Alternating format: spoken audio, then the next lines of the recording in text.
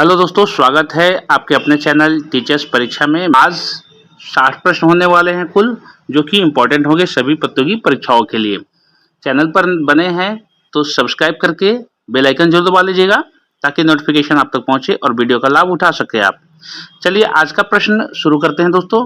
पहला प्रश्न है, दो वस्तुओं की कोणीय दूरी का मापा जाता है। दो वस्तुओं की कोणीय दूरी मापा जाता है किसमें दोस्तों? हाइड्रोमीटर में दिया है सेक्सटेंट में, और मीटर में एनीमोमीटर में। आपका सही जवाब हो जाएगा सेक्सटेंट से। दोस्तों इस डिवाइस से आप दो वस्तुओं के कोणीय दूरी को माप सकते हैं। यहाँ पर ऑप्शन बी बिल्कुल सही जवाब हो जाएगा। अगला प्रश्न है, भारत में सबसे कम वर्षा कहाँ होती है? प्यारे दोस्तों, भारत में सबसे कम वर्षा होती है लेह लद्दाख में, यानी लेह में। ऑप्शन बी बिल्कुल सही जवाब हो जाएगा। और सबसे अधिक वर्षा जो होती है दोस्तों, सबसे अधिक वर्षा जो होती है वह होती है मशीनराम मेघालय में। तो यहाँ आपका बी राइट आंसर होगा, लेह। महात्मा गांधी जी की हत्या कब की गई थी? प्यारे दोस्तों, महात्मा गांधी जी की हत्या 1948 में नाथूराम गोडसे के द्वारा गोली मार करके की गई थी। ऑप्शन बी आपका बिल्कुल सही जवाब हो जाएगा। अगला प्रश्न रहेगा, भारत का प्रथम नागरिक किसे कहा जाता है? प्यारे दोस्तों, भारत का प्रथम नागरिक भारत के राष्ट्रपति को कहा जाता है। ऑप्शन ए बिल्कुल सही जवाब हो जाएगा। अगला प्रश्न रहेगा, काजू का सबसे बड़ा उत्पादक देश कौन सा है? प्यारे दोस्तों, काजू का दुनिया में सबसे बड़ा उत्पादक देश जो है हमारा प्यारा भारत है। ऑप्शन बी भारत देश बिल्कुल सही जवाब हो जाएगा। अगला प्रश्न, लगातार 2 बार भारत के राष्ट्रपति कौन बने हैं? प्यारे दोस्तों, लगातार 2 बार भारत के राष्ट्रपति कौन बने हैं? तो आपका सही जवाब हो जाएगा option D, doctor Rajendra Prasad.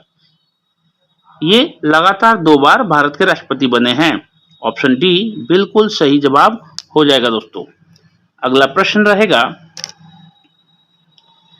Bharat में अंग्रेजी शिक्षा की शुरुआत किसने की थी? प्यारे दोस्तों, भारत में अंग्रेजी शिक्षा की शुरुआत मैकाले ने की थी। ऑप्शन ए मैकाले इस प्रश्न का बिल्कुल सही जवाब हो जाएगा। नेक्स्ट क्वेश्चन रहेगा, भगवान बुद्ध को ज्ञान की प्राप्ति कहाँ हुई थी? प्यारे दोस्तों, भगवान बुद्ध को ज्ञान की प्राप्ति बोध गया में हुई थी। आपको एक मैं ट्रिक बता देता हूँ। बोध मतलब बुद्धि होता है, और बोध गया ऑप्शन में जैसे ही आप बोध देखेंगे तो ट्रिक मारिएगा और प्रतियोगी परीक्षाओं में ध्यानपूर्वक आप हल करिएगा। ऑप्शन ए यहाँ पर बोध गया बिल्कुल सही जवाब है। ऐसे प्रश्न बहुत जगह प्रतियोगी परीक्षाओं में आ चुके हैं, चाहे टेट हो, सी टेट हो, यूपी टेट हो, स्टेट हो, या फिर बिहार टेट हो, यूपीएससी हो, इन सभी में इस तरह के प्रश्न आ सकते हैं। अगला प्रश्न, राज्यसभा के सदस्यों का कार्यकाल कितना होता है? प्यारे दोस्तों, राज्यसभा के जितने भी सदस्य हैं उनका कार्यकाल कानूनी रूप से 6 वर्ष है।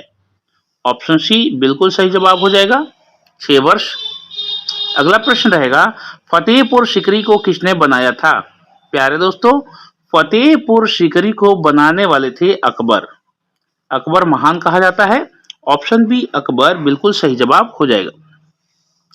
नेक्स्ट क्वेश्चन रहेगा, भारत में सबसे ज्यादा कौन सी भाषा बोली जाती है? फ्रेंड्स, भारत में सबसे अधिक भाषा बोली जाती है हिंदी। ऑप्शन ए हिंदी बिल्कुल सही जवाब हो जाएगा। अगला प्रश्न रहेगा दोस्तों, 1969 में कितने बैंकों का राष्ट्रीयकरण हुआ था? दोस्तों, भारत में 1919 में बैंकों का राष्ट्रीय हुआ था, तो कुल संख्या उस समय थी, कुल बैंकों का राष्ट्रीयकरण हुआ था 14। ऑप्शन बी 14 बिल्कुल सही जवाब हो जाएगा। अगला प्रश्न, भारत का सबसे स्वच्छ शहर कौन सा है? प्यारे दोस्तों, पिछले कुछ वीडियो में मैंने इसका जिक्र किया था कि भारत का सबसे स्वच्छ शहर कौन सा है। आप अनुमान लगाइए, इंदौर शहर आपका सही जवाब हो जाएगा। दोस्तों कुछ प्रश्न एक एक करके प्रश्नों को रिपीट किया जाता है ताकि आप अपने याददाश्त को सही रखें और आपको याद आए और आप आंसर कर सकें। आपको वीडियो के एंड में आपको दोस्तों स्कोर बताना है कि आप इस टोटल 60 प्रश्न में से आप कितना हल कर पाए हैं। चलिए आगे बढ़ते हैं। स्वामी विवेकानंद जी का मूल नाम क्या था? प्यारे दोस्तों, स्वामी विवेकानंद जी का मूल नाम जो था वह था नरेंद्र नाथ दत्त। इस प्रकार से आपका सही जवाब हो जाएगा ऑप्शन डी, नरेंद्र नाथ दत्त। आगे बढ़ते हैं। मानव में कुल कितने प्रकार के दांत होते हैं? प्यारे दोस्तों, मानव में कुल 4 प्रकार के दांत होते हैं। आपका सही जवाब हो जाएगा ऑप्शन बी।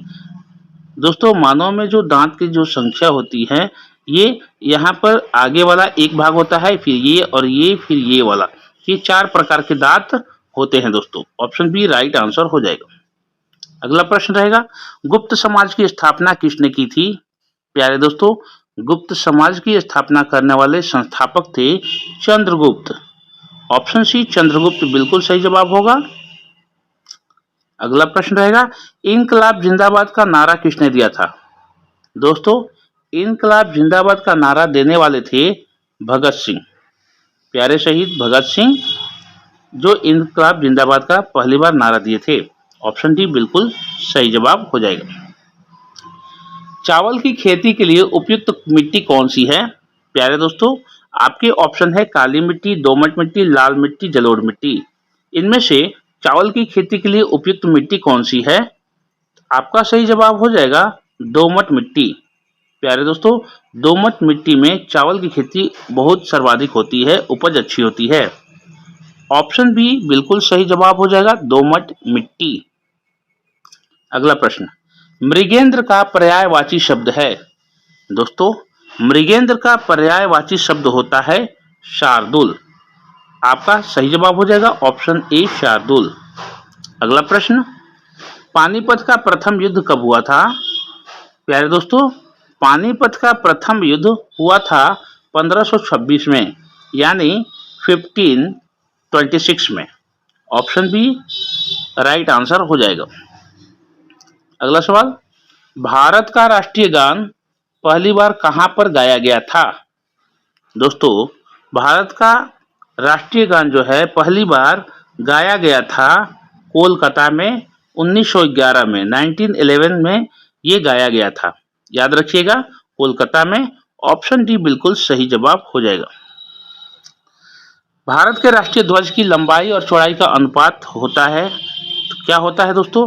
तो अनुपात 3:2 होता है, यानी 3:2 होता है।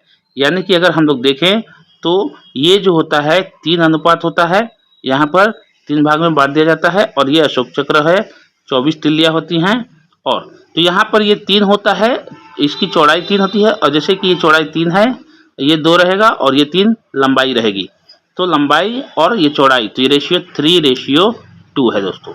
ऑप्शन बी यहाँ पर बिल्कुल सही जवाब हो जाएगा। तनु का पर्यायवाची शब्द है?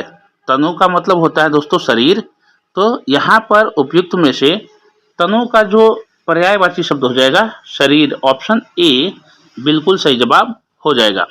तनु मतलब शरीर, ऑप्शन ए राइट आंसर हो जाएगा। आगे बढ़ते हैं दोस्तों। ऑक्सीजन का रासायनिक सूत्र क्या होता है? बहुत ही आसान प्रश्न है, आप इसको कमेंट में इसका उत्तर दीजिए दोस्तों कि ऑक्सीजन का रासायनिक सूत्र क्या होता है। N2H2O2 और CO2, ये 4 ऑप्शन दिए हैं, कमेंट बॉक्स में आप फटाफट उत्तर दीजिए दोस्तों। चलिए आगे बढ़ते हैं। विक्टोरिया मेमोरियल हॉल किस भारतीय शहर में स्थित है? प्यारे दोस्तों, विक्टोरिया मेमोरियल हॉल जो है वह किस भारतीय शहर में स्थित है? आपका सही जवाब हो जाएगा Kolkata. Option C Kolkata right answer हो जाएगा। आगे बढ़ते हैं। भारतीय यानी कि अगर कहे कि यह है भारतीय राष्ट्रीय कांग्रेस की पहली महिला अध्यक्ष कौन थी? भारतीय राष्ट्रीय कांग्रेस की पहली महिला अध्यक्ष कौन थी? तो आपका सही जवाब हो जाएगा option B Annie Besant. Option B right answer हो जाएगा दोस्तों। अगला प्रश्न रहेगा दोस्तों, भीमबेटका प्रसिद्ध है किस लिए दोस्तों? तो प्यारे दोस्तों, भीमबेटका जो प्रसिद्ध है वह प्रसिद्ध है पाषाण आश्रय के लिए। याद रखिएगा, पाषाण काल में ये आश्रय के लिए प्रसिद्ध है, भीमबेटका जगह। तो ऑप्शन सी यहाँ बिल्कुल सही जवाब हो जाएगा। अगला प्रश्न रहेगा, बिस्मार्क ऑफ इंडिया किसे कहा जाता है? प्यारे दोस्तों, यह बिस्मार्क ऑफ इंडिया जो उपाधि दिया गया है, यह दिया गया है सरदार वल्लभ भाई पटेल को, उनके स्वतंत्रता संग्राम में हिस्सेदारी को लेकर के ये उपलब्धि उनको दिया गया है। ऑप्शन सी बिल्कुल सही जवाब हो जाएगा दोस्तों। भारत छोड़ो आंदोलन किस वर्ष शुरू किया गया था? आपका सही जवाब हो जाएगा दोस्तों, भारत छोड़ो आंदोलन 1942 में शुरू किया गया था। ऑप्शन बी बिल्कुल सही जवाब हो जाएगा। नेक्स्ट क्वेश्चन रहेगा, शहीद आजम उपाधि से किसे सम्मानित किया गया? प्यारे दोस्तों, शहीद आजम की उपाधि से भगत सिंह को सम्मानित किया गया है। प्यारे शहीद भगत सिंह को शहीद आजम के नाम से भी जाने जाते हैं। ऑप्शन सी बिल्कुल सही जवाब हो जाएगा दोस्तों। कांग्रेस के प्रथम अधिवेशन की अध्यक्षता किसने की थी? प्यारे दोस्तों, कांग्रेस के प्रथम अधिवेशन की अध्यक्षता करने वाले जो हैं, उनका नाम है दादा भाई नौरोजी। दादा भाई नौरोजी, जिनको ओल्ड मैन ऑफ इंडिया भी कहा गया था। ऑप्शन बी बिल्कुल सही जवाब हो जाएगा। लीलावती पुस्तक किससे संबंधित है? प्यारे दोस्तों, लीलावती पुस्तक किससे संबंधित है? आपके ऑप्शन है चिकित्सा, खगोल शास्त्र, गणित और साहित्य। तो दोस्तों, यह पुस्तक जो है लीलावती, यह संबंधित है गणित से। इसमें गणित के संबंधित मैटर रखे गए हैं। ऑप्शन सी बिल्कुल सही जवाब हो जाएगा। बनारस हिंदू विश्वविद्यालय यानी BHU के संस्थापक कौन थे? बहुत ही इंपॉर्टेंट प्रश्न है दोस्तों, वेरी वेरी इंपॉर्टेंट कह सकते हैं। ऐसे प्रश्न प्रतियोगी परीक्षाओं में आने की संभावनाएं बनी रहती हैं। बनारस हिंदू विश्वविद्यालय के संस्थापक जो थे दोस्तों, वे थे मदन मोहन मालवीय। मदन मोहन मालवीय। ऑप्शन बी बिल्कुल सही जवाब हो जाएगा। अलीगढ़ यूनिवर्सिटी के लिए सैयद अहमद खान जो थे, ये थे। अगला प्रश्न रहेगा, स्वतंत्र भारत के प्रथम गवर्नर जनरल कौन थे? तो दोस्तों, स्वतंत्र भारत के प्रथम गवर्नर जनरल जो थे, सही जवाब हो जाएगा Lord Mountbatten. Lord Mountbatten, option C सही जवाब हो जाएगा। अगला प्रश्न रहेगा, गायत्री मंत्र की रचना किसने की थी? दोस्तों, आपके ऑप्शन है वशिष्ठ, अत्रि, विश्वामित्र, भारद्वाज। तो ये आपके ऑप्शन है। गायत्री मंत्र की रचना किसने की? आपका बिल्कुल सही जवाब हो जाएगा विश्वामित्र ऋषि। महर्षि विश्वामित्र ने गायत्री मंत्र की रचना की। ऑप्शन सी बिल्कुल सही जवाब हो जाएगा दोस्तों। अगला प्रश्न रहेगा, किस गुप्तकालीन शासक को कविराज कहा गया? प्यारे दोस्तों, वह गुप्तकालीन शासक जिसको कविराज कहा गया है, उपाधि दी गई है, वह है समुद्रगुप्त। आपका सही जवाब हो जाएगा ऑप्शन ए समुद्रगुप्त। अगला प्रश्न, किस नगर को सिराजे हिंद कहा जाता था? प्यारे दोस्तों, सिराजे हिंद कहा जाता था जौनपुर सिटी को, जौनपुर नगर को। ऑप्शन बी जौनपुर बिल्कुल सही जवाब हो जाएगा। आगे बढ़ते हैं दोस्तों, चालुक्य वंश का सर्वाधिक प्रसिद्ध शासक कौन सा था? यानी कह सकते हैं कि चालुक्य वंश में सबसे फेमस जो शासक था, कौन सा प्रसिद्ध शासक कौन सा था? उनका नाम क्या है? तो पुलकेशिन द्वितीय जो थे, यह चालुक्य वंश के सबसे प्रसिद्ध शासक में से थे। ऑप्शन सी बिल्कुल सही जवाब हो जाएगा दोस्तों। नेक्स्ट क्वेश्चन रहेगा, गुलरुखी के नाम से कौन जाना जाता था? प्रश्न फिर से सुन लीजिए, गुलरुखी के नाम से कौन जाना जाता था? ऑप्शन है बाबर, सिकंदर लोदी, हुमायूं, अलाउद्दीन खिलजी। तो आपका सही जवाब हो जाएगा सिकंदर लोदी। दोस्तों, सिकंदर लोदी को गुलरुखी के नाम से भी जाना जाता था। ऑप्शन बी उत्तर सही हो जाएगा। जैन धर्म के 24वें तीर्थंकर कौन थे? दोस्तों, जैन धर्म के यहाँ 2 बार रिपीट है। जैन धर्म के 24वें तीर्थंकर कौन थे? आपका सही जवाब हो जाएगा महावीर, महावीर स्वामी। ऑप्शन सी बिल्कुल सही जवाब हो जाएगा दोस्तों। सत्यमेव जयते उक्ति कहां से ली गई है? सत्यमेव जयते को लिया गया है दोस्तों मुंडकोपनिषद, मुंडकोपनिषद से ली गई है सत्यमेव जयते उक्ति। ऑप्शन सी बिल्कुल सही जवाब हो जाएगा दोस्तों। हीराकुंड परियोजना किस नदी पर तथा किस राज्य में स्थित है? दोस्तों हीराकुंड परियोजना के बारे में जानते हैं कि उड़ीसा, और उड़ीसा की ये महानदी पर स्थित है। तो कह सकते हैं कि हीराकुंड परियोजना किस नदी पर? तो महानदी पर। और किस राज्य में? तो उड़ीसा राज्य में। तो ऑप्शन बी हमारा सही जवाब हो जाएगा। नेक्स्ट क्वेश्चन रहेगा दोस्तों, हीराकुंड परियोजना किस नदी पर स्थित है? सेम प्रश्न है। नेक्स्ट क्वेश्चन रहेगा, दांत का पर्यायवाची शब्द नहीं है। ध्यानपूर्वक देखिएगा दोस्तों, 3:1 का ये क्वेश्चन है, यानी 3 गलत है, 1 सही होगा यहाँ पर। तो यहाँ नहीं है दिया गया है। तो दोस्तों दाड़िम, दाड़िम मतलब क्या होता है? अनार होता है। और दंत मतलब दांत, दसन मतलब दांत, रदन मतलब दांत। तो ये 3 का पर्यायवाची शब्द है दांत का, लेकिन दाड़िम जो है दोस्तों अनार होता है। तो हमारा उत्तर हो जाएगा ऑप्शन ए सही, ऑप्शन ए राइट आंसर हो जाएगा दाड़िम, जो दांत का पर्यायवाची नहीं है। अगला प्रश्न है, कुल कितने वेद हैं? दोस्तों ध्यानपूर्वक उत्तर देने की कोशिश कीजिए, अगर आता हो तो कमेंट बॉक्स में उत्तर को जरूर रखें। कुल कितने वेद हैं? दोस्तों हमारे सनातन धर्म में कुल 4 प्रकार के वेद हैं। वेदों के नाम आप जरूर जानते होंगे। चलिए ऑप्शन बी यहां पर राइट आंसर हो जाएगा। अगला प्रश्न, वर्तमान में मौलिक अधिकारों की संख्या कितनी है?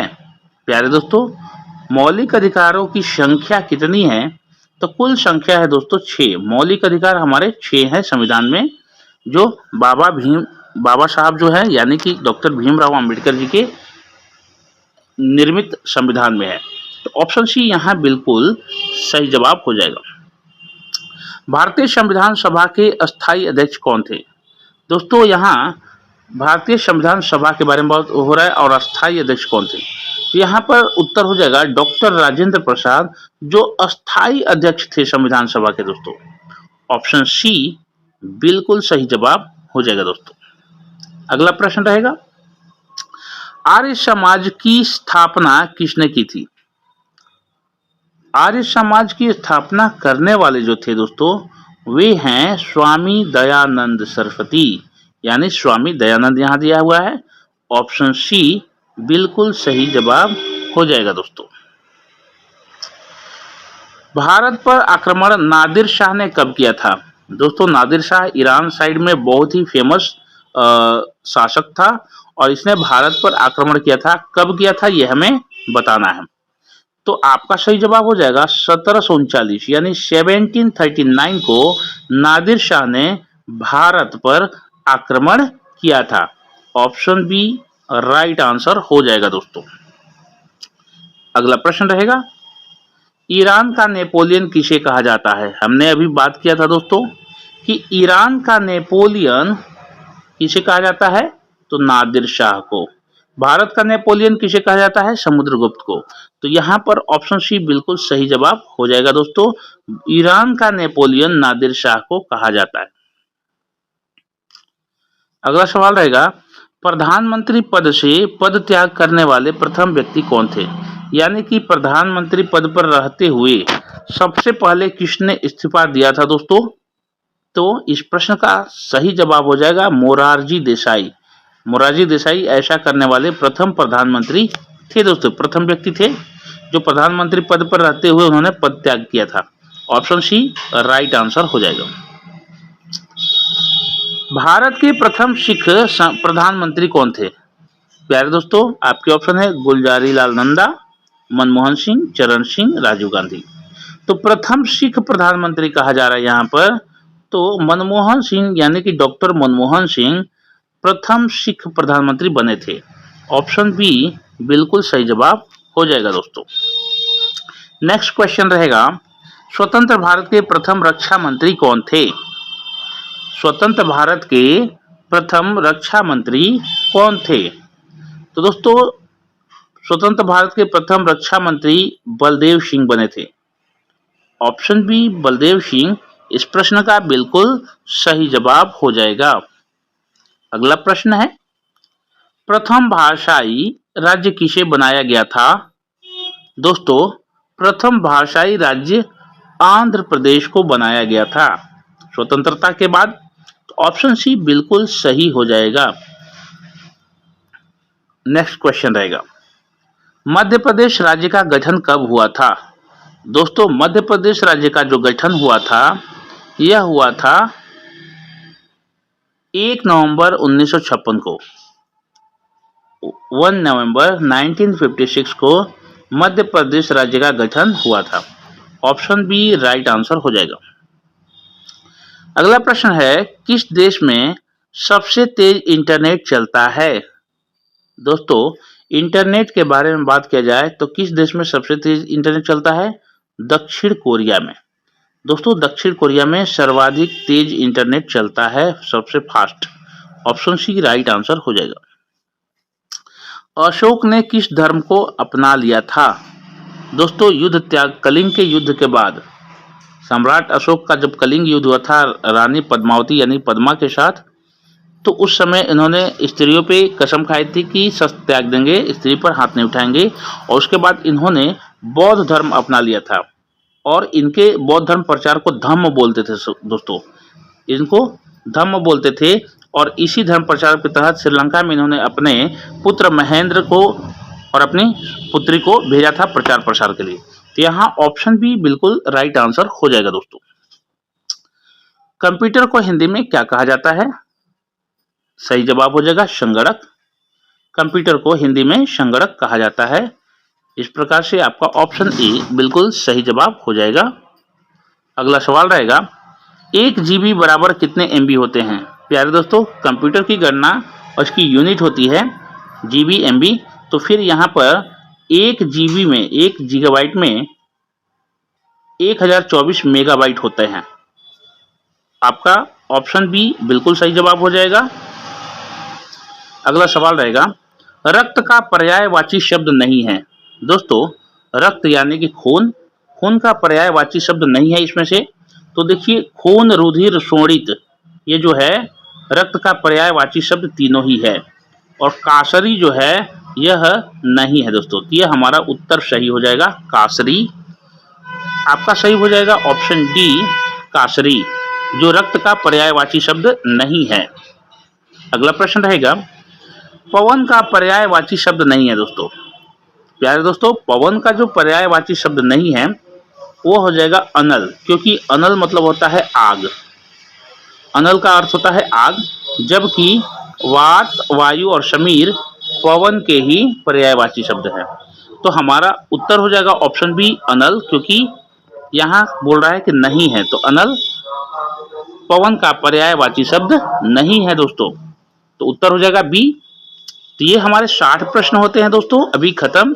अगला प्रश्न टेस्ट प्रश्न रहेगा। आज का टेस्ट प्रश्न रहेगा इस वीडियो का दोस्तों कि अंधकार का पर्यायवाची शब्द है। ऑप्शन है पंख, आतंक, तिमिर, घन। तो आप अपने उत्तर को कमेंट बॉक्स में स्पष्ट कीजिए, रखिए दोस्तों। और आप इस प्रश्न को डिनाई मत कीजिएगा, आप बिल्कुल इसको हल करिएगा। वीडियो कैसी लगी फीडबैक में आप हमें बताइए कि वीडियो कैसी लगी और आपका स्कोर 60 प्रश्न में से आपने कितना किया था दोस्तों, कितना हल कर पाए हैं कमेंट बॉक्स में आप जरूर डालिए। ऐसे ही वीडियो पाने के लिए चैनल को सब्सक्राइब करके बेल आइकन जरूर दबा लीजिएगा और लाइक कमेंट शेयर करना नहीं भूलिएगा। दोस्तों एक छोटा सा और रिक्वेस्ट है कि कमेंट सेक्शन के स्लाइड करते ही 2 बटन आपको मिलेंगे। जैसे ही स्लाइड करेंगे तो हाइप बटन मिलेगा और हाइप बटन क्लिक करके आप हमें चाहें तो आप अपने पॉइंट दे सकते हैं, ताकि हमें मोटिवेशन मिलती रहे। चलिए मिलते हैं अगले वीडियो में, तब तक अपना ख्याल रखें। जय हिंद, वंदे मातरम।